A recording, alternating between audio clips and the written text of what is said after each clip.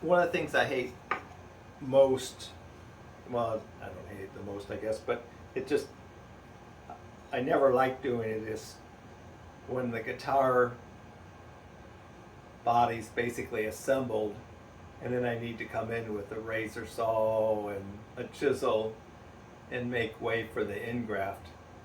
And one day I was working, doing a classical build like this one's going to be, and how, you know, you fit the upper bout sides into the neck block, and you know, you just size it such that it fits in there and everything's great. So it occurred to me, I have a tail block just like the heel block. I could glue my ingraft right on the block, basically cut the sides on the tail, you know, the few millimeters back, such that I could basically glue the sides, you know, right onto the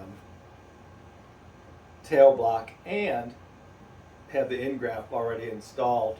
It makes for a nice clean joint, and it's super easy. So I mean, you know, what I tend to do is I just measure the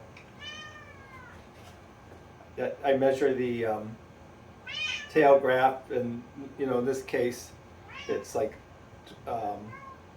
50 millimeters, 0.30. Take half of that as, well, it's just, you know, take half of that as 25/15. Measure the ingraft, and it's 760, so half of that is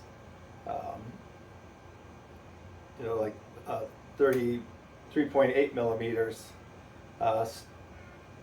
Subtract the two, and basically the ingraft is going to end up at 21 millimeters, 0.15, I guess, from the edges.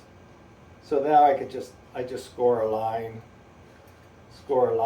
so it gives me a reference point. So I could end up putting in the ingraft into the center, and then also to make life easy, you know, I could end up using a square, so I could get everything perfectly lined up and glue it down. So having all that, it's a matter of a little bit of glue,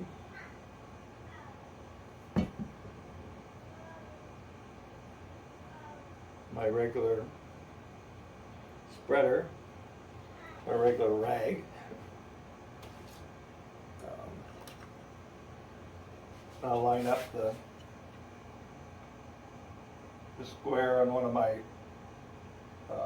outside lines, and everything's nice and square now. I could, okay.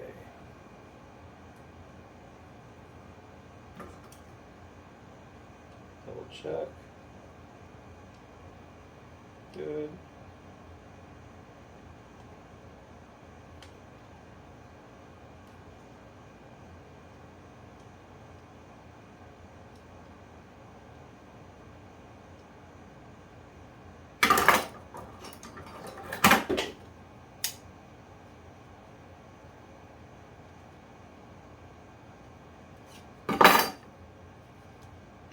Clamps down.